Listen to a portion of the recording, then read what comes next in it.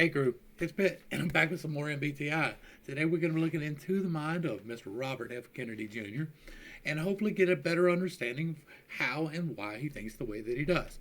We are looking for examples in other people of things that we see in ourselves so that we can improve ourselves using the system that I have designed. This is based off the MBTI system, but it is not MBTI like you have ever seen it before. I've changed some of the definitions and the way that things are organized so that we can better do this, so that it is a little bit more objective as opposed to subjective, even though it is still highly subjective.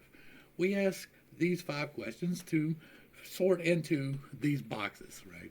Are you either focused on the things that you can actually touch and the sensations that have actually happened from now into the past, or are you more concerned about the ideas and the concepts behind it and the things that are to come in from now into the future?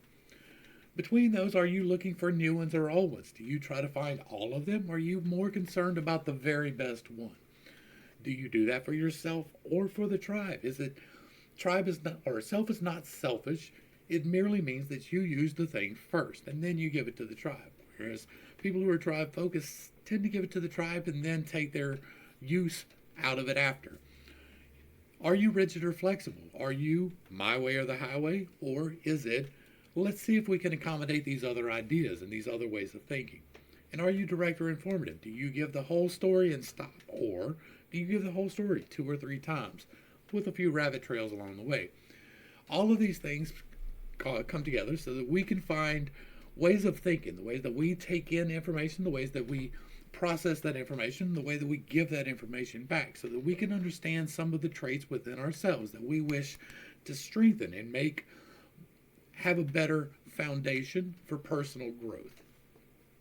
We're on the Theo Von podcast. We are 20 minutes in so that Robert is good and comfortable, that he's having a good rapport with Theo. It is almost never antagonistic on Theo's show, so we have him freely expressing his own ideas and his own takes on things so that we can see the examples that we are looking for in ourselves. If you identify with the way that Robert Kennedy discusses things or brings things to light, it can tell you a lot about yourself. All of that being said, let's dive in and see what's up. They get so high. We're looking for the 5 questions. Like, is it demand that makes them so high? I'm going to tell you this. The average home in our country 2 years ago was $215,000. Okay, so that's a thing, right? That is a thing that has happened. It is sorted. Today it's $400,000. Wow. And that's another thing that is like, this has happened. This is a thing, right? It's not talking about the concept that could be. This is a literal thing that has happened. The interest rates have gone from 3 to 7%. So again, more things that have happened. Kids today, like your kids and my kids, are never going to buy a home. That's an idea, not necessarily true. You know, it used to be. But if they're not going to buy a home, yeah, and the median price of homes sold by realtors has risen sharply since the beginning of the pandemic. Yeah, and here's why this is happening. Okay, so now we're going to get an idea. Let's see what it is. This a broad spectrum of ideas, or is it an idea? There's 3 big companies: BlackRock, State Street, and Vanguard. These are the biggest companies. You know. Notice they get the ships. Oh. And they have a monopoly on a lot of the housing market, right? Well, what they do, they own everything. Okay. Including they own each other. So it's really just one big company. And BlackRock, it has $10 trillion under management. The GDP of California is 10 trillion. The GDP of California is $3 trillion. And so they're 3 times the size of California. California economy is the 5th largest in the world of all nations. So when you have that. Okay, so we're dealing with things, right? He brought it back to these 3 things, right? But that's one thing. And then, like, he brought the idea back to that. And then now he's talking about more things. So it seems to be quite things focused. It seems to be more sort of things than numerous examples, but that's a little iffy still. Yeah. That much control, can't you just make your own universe? Can't you? Well, so they own those three companies own 88% of the S&P 500. So they basically just own everything. And now what they've decided is they want to own every single family home in our country. So that's an idea, right? Probably even true. and they're now on track. There's now on trajectory. If we continue it on this trajectory, they will own. Okay, so we're getting a lot of they and we's, right? He's talking about these companies, but he didn't have to. That's the direction he brought it. It is pushed back against the tribe, right? That's tribe focused. If you're pushing back extensively against the tribe, or if you're agreeing extensively with the tribe, that is tribe focused. If you are more concerned with yourself, that is self focused. Own the corporations will own 60% of the single-family homes in our country, and And that's bringing it back to a thing. Now, that is a future thing, so it is a concern, right? That is more on the idea side. That has not happened yet, but this is the plan, and he's looking at it as the thing. It is still an idea, but it's the actuation of that is the problem for him. they pay nothing for money. So they're like, if you're the richest person in the country, their BlackRock's cost of money is 30% lower than you. So they're competing against our kids, and your kids. Why is it so different? They're competing against our kids and your kids. That again is leaning very much towards the tribe side of things. Like, we're getting a lot of this is grounded in actual real things that have happened. I'm trying to determine whether this is new or old, right? Is it the best and the worst, or is it many examples of things? What is he using in support of the things? Now, it appears that the idea is brought in support of the thing that is actually happening, or it has actually happened, right? So when he asked what the concern was, he brought it to the companies, the physical things that are doing it. Those are three things, but it's really one thing. So we're probably looking at sort things. We're probably looking at tribe. Now, direct and flexible, we're going to be looking at that. I'm seeing a lot of understanding the rationale. I'm looking to see if there's any flexing around that as we go forward. And he seems to be more on the direct side than the informative side, right? He's given the whole story, but he's not chasing rabbit holes. He's not over-explaining. He's not going into 2 or 3 levels of detail. That's more direct than informative. So that's where we're looking at as of now. They want it now. They want to own everything. So Why is the percentage of the cost of the value of borrowing Oh, money? because their credit is so impeccable. Oh, I see. They have like a 900. Yeah. Oh. So they got the better than the best credit rating. I think I got 670 or something. I don't know. What's okay? I don't know. Yeah. But isn't that like privatized communism or something? That's what it feels like. Well, yeah, it's like socialism for the rich, and this is barbaric, merciless, ruthless, savage capitalism. That's the problem of lack of ethics in our capitalism and not failure on the system itself, right? The people behind the driving forces are the problem, not the driving force. For the poor. Yeah, do you think there's some trickle-down effect to that makes... Like, communism is never the answer. Government regulation is almost never the answer. people feel like... Yeah, I don't know. I mean, I was talking, we had this guy, John Vervaeke, on, and he talks a lot about meaning and stuff like that, you know? And he said that people feeling like they're part of a country or they have like a part of a home, you know, part of a group, it creates a lot of meaning for them, you know, just in their life. Well, yeah. And I think I noticed even with my own, like, probably like our parents and stuff, I think a lot of them were very like pro-America and like, you know, they had family members that died for our country and they, you know, it meant something to them to be part of America. And then now I think a lot of them see this kind of unfolding or like kind of the flag kind of like fraying at the stitching, you know? And I think it's very scary because if you start to feel like you don't have your country, then I think then you start to feel like, okay, it's every man for himself in a way. Does that make any sense? Yeah, and you know, and you're absolutely right. There's a poll that came out 3 weeks ago that showed that That's kicking it back to the tribe and kicking it back to an actual thing that has happened. in 2013, kids between 18 and 35 years old, that 85% of young Americans said they were proud of the United States. And then another poll, the same poll, came out 3 weeks ago. Wow. It showed that only 17% of kids say that they're proud to be in the United States. That is a direct failure of our education system and our government writ large.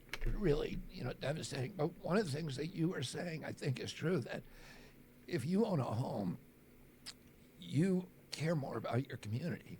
You care about the schools. You care about the police. Oh, that's you a great care point. about the hospitals. You take care of your. So that is using the ideas in support of the thing, right? Owning the home is the thing, and then because you own the home, these are the ideas that you will support, right? Not necessarily literally, but the idea and the concept behind them. And so that is, again, pointing me towards things and towards the specific thing, right? He keeps quoting specific examples of things. That's best worst. If he was bringing up a lot of examples of things with no supporting details really included, that's more of gather than sort. This is more of sort than gather. He has got the things, he recalls the things, and these things have happened, and it is best worst. That's going to lead me towards the sorting side of things, the old. It seems to be tribe-focused. We're looking at rigid and flexible now, pretty much exclusively. Sorry. We are going to look just a little bit more at direct and informative and see where we go from there. Garden, you make it look nice. Yeah, you might be more likely to help your neighbor. Exactly, because you're there, you're part of the community. And turning us all into, and you also are a participant in the capitalist system, because if you own a home, you have equity. Yeah. Which means, let's say you want to start a business, even like a tiny business, like buying a sewing machine. Yeah, doing sewing. What else can we do? You can do, or if you want to start a restaurant, Popcorn, like a caramel corn. Exactly. Something like That's that. a great idea. Yeah. Thanks. And But you could get a loan off you your can get house. a loan Right. on your house, and so you have an entree into the capitalist system. Yeah, and because then you're always, everything's possible. You could sit down with your family at night and be like, hey, mom and dad are thinking about doing this business. What do you guys think? And maybe your son's proud of you, and it creates excitement in your house, And even if, like, I remember my mom went to law school and she couldn't do it because she had too many kids and it was too much work, but I was still always proud of her that she tried to do it, Like, I think, yeah, having the financial ability to do stuff like that is just so important, man. And then otherwise you feel, if you're just a renter, if everybody's a renter, you don't care, you just feel like you're like a renter by force. Like you don't even have a choice to be a renter, Yeah. People have conflated, like, I wasn't intending to get into this, but people have conflated the American dream with the owning a home, and that's not what it is, right?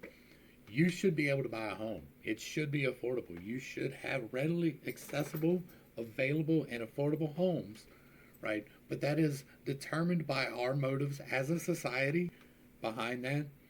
The American dream is the ability to move and do that thing which you want, right? To determine your own manifest destiny, to say, I don't like it here, I don't like this circumstance, and to move. To be able to pursue what you want to do to accomplish your dreams. That's the American dream. Not the actual having the house and not the actual chicken in the pot, but the ability to go where you think you can get the house or the chicken in the pot. Yeah, that's kind of scary. How do we battle against that? And is it something that a president can do or a political official can do, or it's something that how do we reverse that? I've got some ideas on that, but I'm going to hold.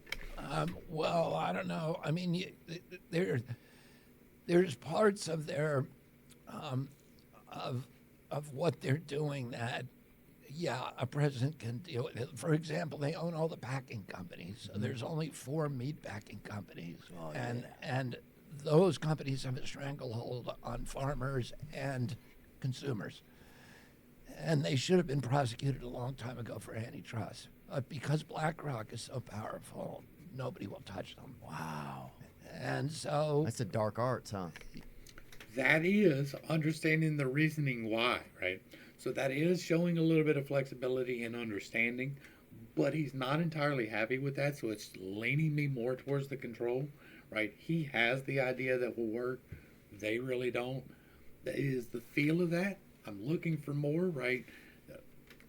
Sometimes the control and movement can be really hard, right? To get the rigid and the flexible, because most people aren't the extremes of those, right? A lot more people are the extremes of flexible than are the extremes of rigid, but nobody's normally the extremes, right? So you have to look for subtle examples of the control or subtle examples of the movement. Yeah. I mean, they're just, what they're doing is they're just strip mining the wealth and equity from the American middle class.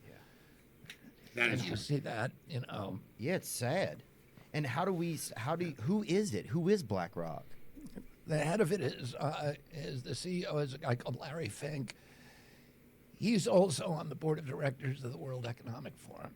So in the World Economic Forum, is meets in Davos. It's a billionaires boys club.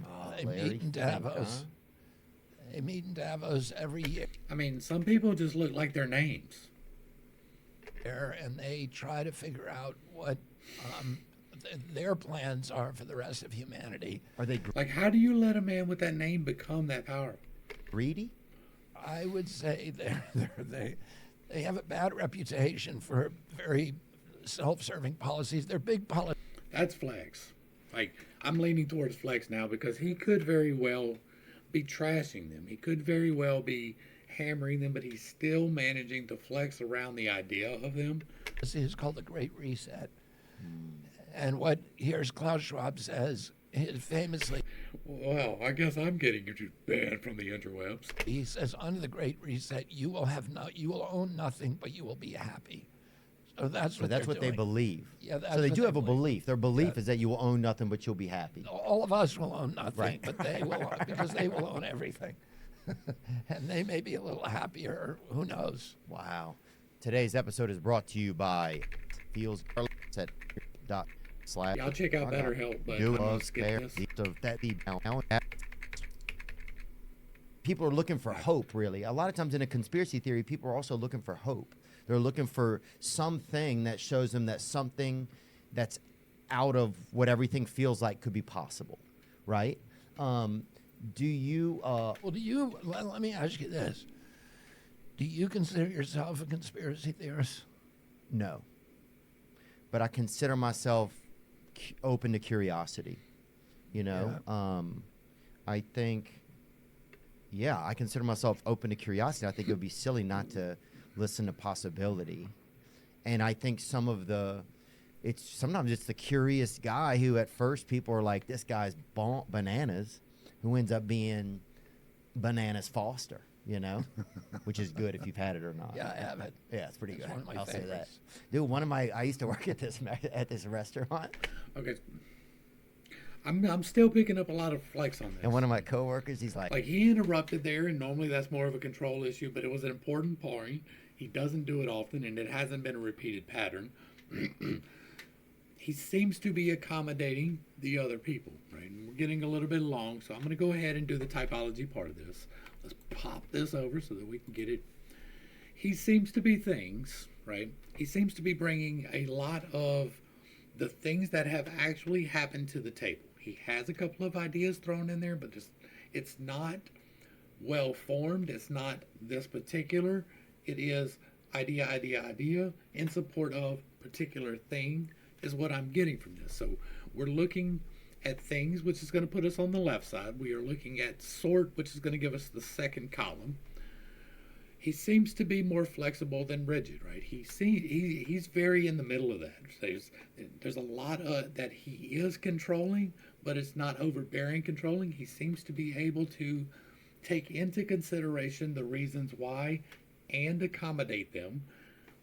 And that is more of an F than a T. He seems to be doing that for the tribe, so that is going to give us an ESFJ, which give me 1 second and I will pull up the graphic for that, and we will talk about this last one. The last variable, the direct and informative, have to deal with how you give the information back. The first 2 slots are how you receive the information. The next 2 slots are how you give the information back. If you are introverted, you are holding the energy for yourself in this particular area. That makes you direct. If you are extroverted, you are giving away all the energy. That makes you informative. He seems to be very direct, right? His answers are full, they are complete, but they're not over. He's not telling you the same reason twice. He's not giving you the same example twice. He's not chasing any rabbit holes. So he's fairly direct. That's going to give us an ESFJ alternate because it is introverted in the third slot. So what does that mean? What is he going to be concerned with? He's going to be very concerned with and observe and know without even really thinking about it what the ethics are in the situation. Now, his ethics are based off of his tribe. Your ethics are based off of your tribe. The ethics that you observe are based off of the people that you have accepted as part of your people. So it doesn't necessarily mean that he is concerned with your ethics. He is concerned with his tribe's ethics. He observes these without even realizing it. He understands why, when somebody makes a decision, what the ethics of that situation is going to be without even thinking about it. What he feels responsible for doing with that information is making sure that everybody understands what has happened, right? He is keeping the details in order. He is focused on what those details are, and he is recalling them in detail in the appropriate times. So he is feeling responsible for ensuring that everyone knows this thing is the evidence. This thing is the evidence. This thing is the evidence. He's going to have trouble or get defensive over because the third eye is where you see forward. It is where you see the best path for you, not in an I way, but in an overall way. And you're looking forward, and for him, that is his logic. Well, because that is how you see the best way forward, you are going to get defensive over that. So if someone questions his logic, he's going to push back hard against it. He's going to, when he does over-explain, he's going to over-explain the logic of the situation as opposed to the actual circumstance of the situation. What he's going to miscommunicate and misunderstand in the throat slot is the many ideas. He knows there's many ideas out there. He just doesn't pursue enough diligence in gathering them before he decides, right? His decision on the idea is way at the bottom. So he's getting the wrong information and making the decision off of that just because he is overlooking the many ideas. That feeds into the defensiveness in the throat because he has his logic and it's based on the ideas that he has already seen. He just thinks he has seen all of them and he hasn't quite seen all of them. That is not necessarily talking about him in particular, but the type as a general. The heart is what you really want to do with your life. So what he really wants to do is be correct in the morals and feel good about it.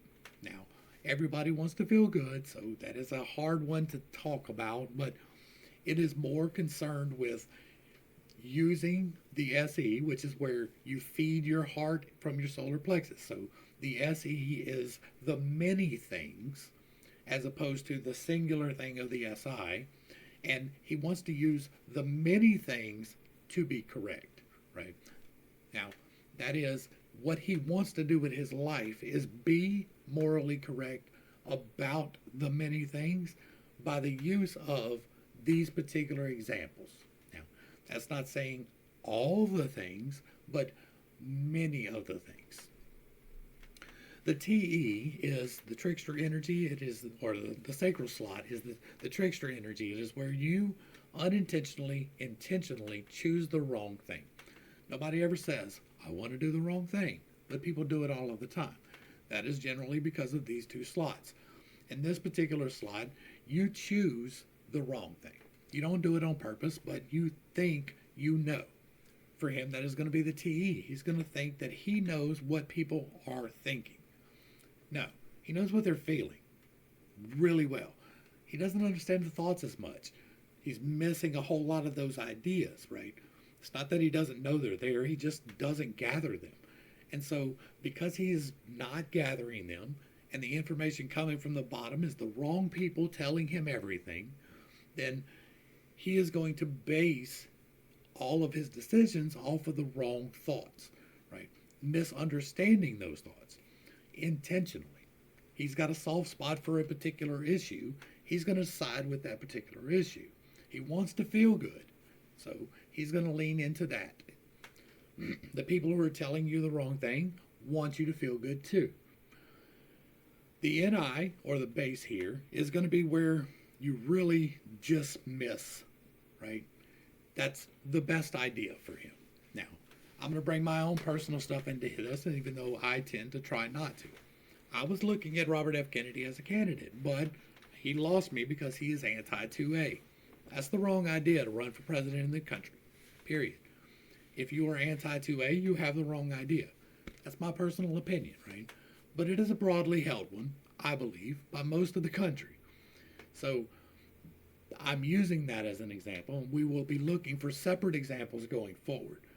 But that is, you've just got the wrong information. You've just been overwhelmed by the wrong information of other people's thoughts trying to make you feel good. That leads directly into this stack. Now we're going to be looking for confirmation. We're going to go back and watch a few more minutes of the show, and we're going to see if we can find examples of him observing the ethics and using that to talk about the things that have happened. We've seen some examples of that, but now we're going to be looking for that specifically. We're going to see about him getting defensive over his logic and missing certain ideas. We're going to look and see if he is choosing the wrong ideas because he is getting the wrong information from the tribe.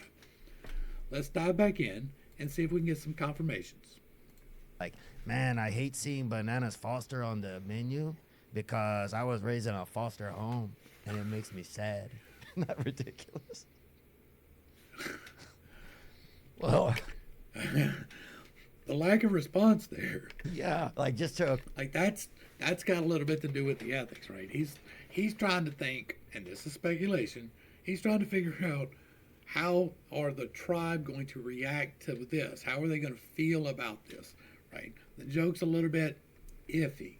I think it's funny, but equate like Bananas Foster and being raised in a foster home, but I was like, but I bet he still had some every now and then, and I think it made him feel pretty good. But yeah, I think. Would you ask me about it? It is. I was asking about conspiracy theories. Yeah, I don't think. I think since the news started to get compromised, it feels like a few years ago. And one thing I do like using is that word compromised. That's kind of like a conspiracy theorist word, you know. why? But I feel like when I was That it is the undeniable, provable truth.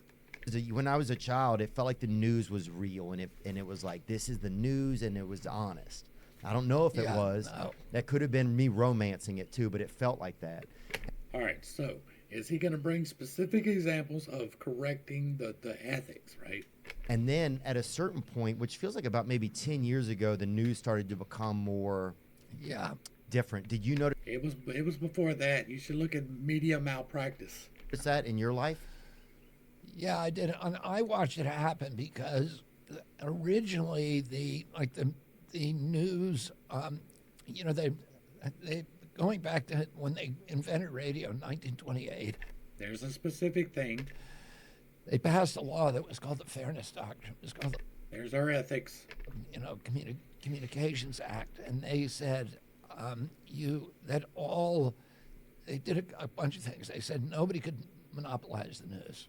So now there's 5 companies that own all the TV, all the radio, all the newspapers, and most of the internet content providers.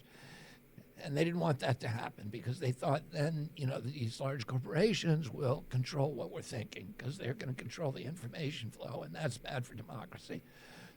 They said you can own no more than 8 radio stations, and you couldn't own a newspaper and a radio station or a television station the same. That sounds like a good choice. That sounds like that seems fair to me. Yeah, they wanted a What was it called? diversity of ownership. It was called the Fairness Doctrine. But they also said if you're using the public airwaves, which means radio or television, that if you make a statement, you need to give the other side a chance to respond. And you also need to put the news on every day at times when Americans are likely to be at home to see it. So they that's thoughtful. in order to, like NBC did not own that airwave. It had a license to use it, and it could only use it if it benefited the public interest. The way that it did that is it said, okay, you're going to create a news division. The news divisions always lost money. Okay, so we're getting a lot of these things happen. It is the supporting evidence in specificity, right? It's not general supporting evidence. It is these particular things, best, worst. So that to me is a responsible SI. He is very much responsible for letting you know these things have happened in actuality, right? And these specific things, not a whole broad spectrum of them, but these. So that is definitely going to be a SI responsibility. The topic of the conversation is the ethics of it, right? He is discussing the thoughts, and they are not his understanding of the thoughts, but rather the specific thoughts that have been recorded, right? The people are on record for why they said these things. So that is, again, him bringing the specific example. We're not getting the base level right here yet, but we're definitely getting the upper level, right? The ethics and the SI are both in this heavily. Not a whole lot of his logic, but his logic is entailed in the SI, right? This is why I believe this stuff. Money, but they were willing to pour money in because it was the only way they could hold onto their license. And they made a guy. Wait, explain that part to me. Sorry, that's right. See, what they could say is, well, you can use the airwave to make money by entertaining people, right?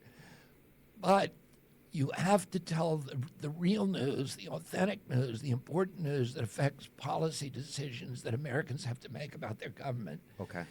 And you have to do it every day at a time when all Americans are going to be home, are likely to be home. So that's why we had a 6 o'clock news hour. It's also radio stations. If you probably, I don't know if you remember this or not, but it used to be even the top 40 music stations had a news break like every 15 minutes. There was a short news break where they would tell you the news. Paul Harvey, remember him? Exactly. Good day. Yeah. Yeah. Exactly. Well, they had to do that. That was a legal obligation.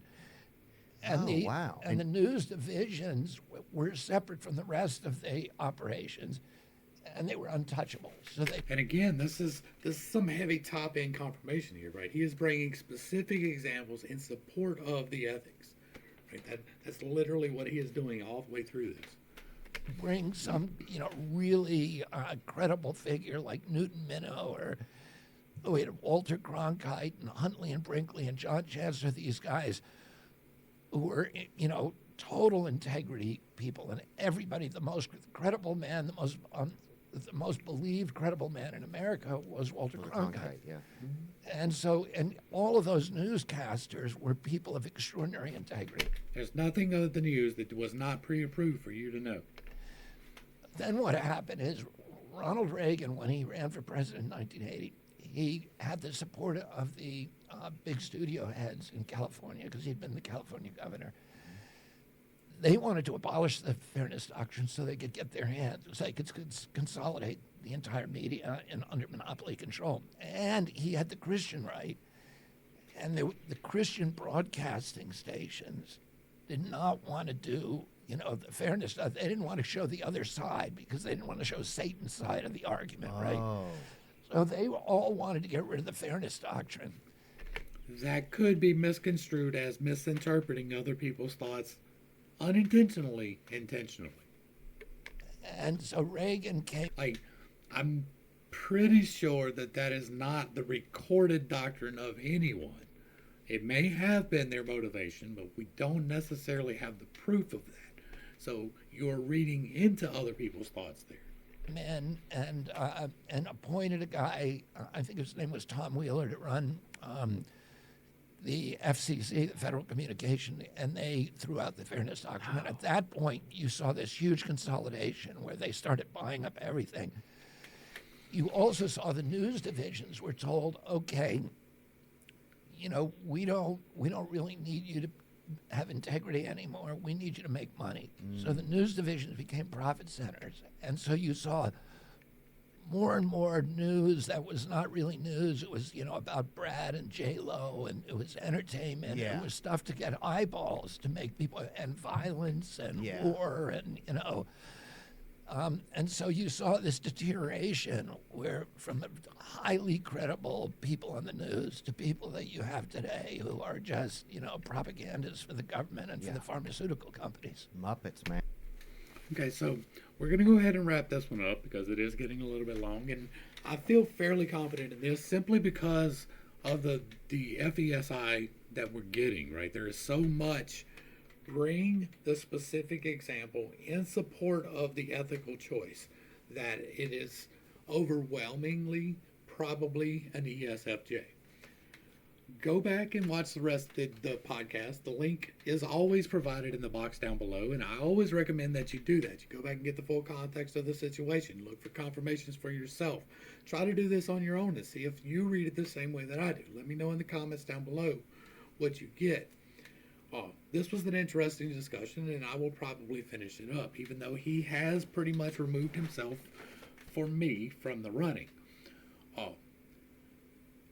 I feel like this was a fairly good typology, right? He gave a lot of the specific examples. They were, these things have happened, here is the evidence. That is what the ESFJ really does. And the fact that it is in support of the ethics over the logic or over the rationale, because it was really about the ethics of the situation. And so that is his main focus. That is where he naturally leads the conversation. That is what he naturally absorbs.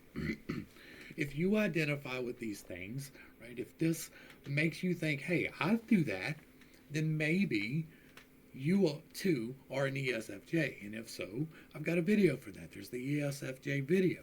There's also the Infinite Integrations playlist where we talk about how you can go through prayer, meditation, and fasting, incorporate all of these things into yourself so that they get stronger, so that you don't make the wrong decisions with the lower end of the spectrum, and that you are really good and firm in your top end of the spectrum, so that you can understand you a little bit better, so that you can fix the things about yourself that you want to fix, that you can fix your weak points in the way that you want to be fixed. I can't fix you. I have no right to even try. But I do have some tools, and you are freely available to use them. If you need a little extra help with that, I'm available for consultations on Minnect. It's an app on your phone. It's a way that we can get in touch, and I can help you with any of the questions that you might have here. Y'all make sure y'all get back over to Theo's page and give him a like, share, and a sub. Throw him a comment and let him know you appreciate what he is doing. I appreciate him bringing these conversations to the table. I like learning more about interesting people. I did a typology on Theo. This is the one for Bobby, and we will be doing many more. To the crew, thanks for hanging out. I appreciate every single minute that you are here with me, and I am praying for you every single day. Until next time, I love you. God loves you. You are perfect, whole, and complete just the way that you are. And this has been Pitt's Take. Peace.